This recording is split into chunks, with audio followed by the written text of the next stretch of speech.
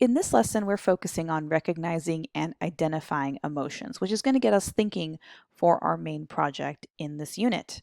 So the lesson objective is to recognize and explain the various aspects that form emotions and the ways they can be conveyed using body language and facial expressions.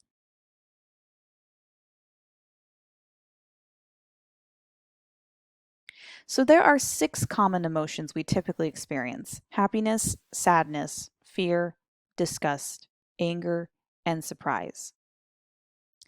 But when we need to talk about our emotions, we often express our emotions using language or words. And yes, we could say that we feel sad, but there's different ranges of sadness, right? You could feel depressed or dejected, or a heavy, crushing sadness, or you just feel kind of frustrated or just kind of weepy. Also the same for happiness, right? There's different ranges of feeling happy. You're enthusiastic, you're joyful, but maybe you're also just pleased, or you're just glad, or you're amused, right? When you've been laughing at something, right, you typically feel a little happy. And this man named Robert Plutchik, he actually identified 8 emotions and he placed them on this map here. It's a way to organize these emotions using the language that we know. So, how do you read this? Is we can see the 8 basic forms of emotion. And yes, there are 6 basic forms, but he divided them into 8. And then there's these other emotions on the outside, and they sit between these 8 basic emotions.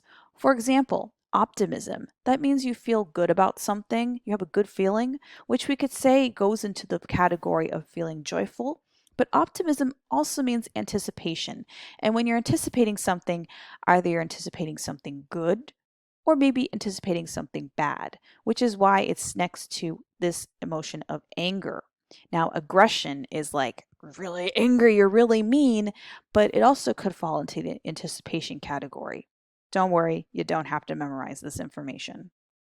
Yes, the common emotions are these characters in Inside Out, they're based on these common emotions. Here is Robert Plutchik's map one more time, a little more fleshed out. So you can see that he has his 8 emotions here, right here on the middle. The inside is like the extreme feeling of that emotion, right? Like when you're angry, if you're really angry, you feel rage. Or when you feel fearful, you have absolute terror. But when you kind of have the feeling, but it's not super strong, then it's sitting more on the outside of this circle. So if we go back to fear, you just feel kind of apprehensive about something. Or anger is more like annoyance, right? Annoyance, you're not really angry, but it's not a positive feeling when you feel annoyed. Now, there are emotions that are untranslatable in English. For example, this word gigil, which is Tagalog, which is a language spoken in the Philippines, it means the urge to pinch or squeeze something because they're so loved, they're cherished, right? Often in English, we would say, like, about a baby, oh, that baby is so cute, I just want to pinch its cheeks. Well, we don't really have a emotion in English to describe that. Or this word yanbei, which is Chinese for sense of complete and perfect accomplishment. I think we've all wanted to feel that sometime. Then there's also this word in Inuit, which I believe is the Alaskan language. Well, it's the language spoken in the native people of Alaska. It's the anticipation one feels when waiting for someone, whereby one keeps going outside to check if they arrived. Right? Imagine you're waiting for a family member at the airport. There's an emotion that you're feeling, but we don't really have a word for it in English. A few more examples. This word in Japanese means the nostalgic longing for the past with happiness for the fond memory. So you're longing for something in the past, but there's happiness associated with it. So you're not sad, you're happy with that longing. Or this one in Spanish, which means experiencing mortification for someone else's embarrassment. I guess in English we would call that cringing, right? That's a cringe moment. Oh, I'm cringing. I'm kind of embarrassed for their own. I'm kind of mortified by someone else's embarrassment. Or this is a word in Georgian, which is a country near Russia, means you're so full of food, but everything tastes so good, so you keep eating. Now, there are 3 common elements of emotion. There's the subjective experience, the physiological response, and the behavioral response. And this is basically how we experience emotions. The first one is the subjective experience. Basically, this means everyone experiences emotions, but that experience is highly subjective. So everyone experiences emotions a little differently. The way I experience happiness might be a little bit different the way that you experience happiness, and that's okay. The next set of part of the emotions is the physiological experience. This is the result of our autonomic nervous system reacting to something. So basically think of it like our fight or flight response, right? When you see something upsetting, right? Upsetting is like a form of sadness.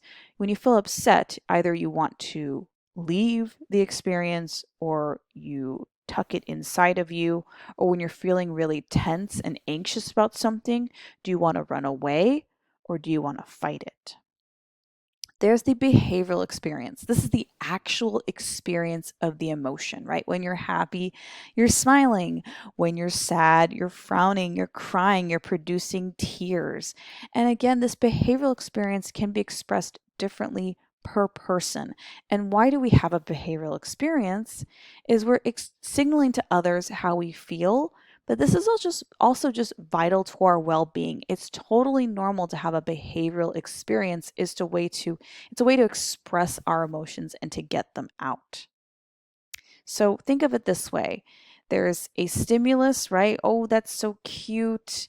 That we think of that in our head. We have an emotional response. Oh, right? Cute rabbit. Oh. Our behavioral response might be, I want to pet it. And then we pet the rabbit, we feel a lot better. Or this one, there's a growling dog. Our heart rate goes up because we feel kind of threatened and kind of upset. In our head, we go, wow, that's a scary dog. And then we have an emotion, which could be fear. Wow, I'm scared of that dog. I feel fearful. Now, sometimes people confuse emotions versus moods. So the thing is, emotions are typically short-lived, they're experienced, and then we move on. Moods are usually long-term, and they're milder than an emotion. So, thinking about a mood, it's a state or quality of feeling at a particular time, while an emotion is a strong feeling that happens due to some situation, or it's caused by someone's mood that they're having, or it's their relationship with others. Moods can last for days, while emotions tend to be kind of brief. There's usually two basic moods, like a good mood or a bad mood, but as you already know now, there's a variety of emotions. And moods typically have are usually less intense because we're just feeling them all the time, while an emotion is felt much more intensely and then it goes away. Now, emotional intelligence is the ability to understand, use, and manage our own emotions in positive ways. We do this to relieve stress, communicate effectively to others, empathize with others, and to overcome challenges and diffuse conflicts. And there's actually 5 parts to emotional intelligence. Okay, so let's look at body language and facial expressions to convey emotion. Again, this is tying into our project.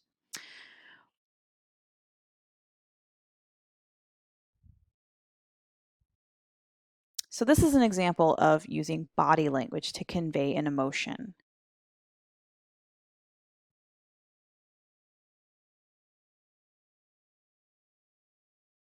Now this would be an example of using body language and facial expression to convey an emotion. Now this example is using facial expression to convey an emotion.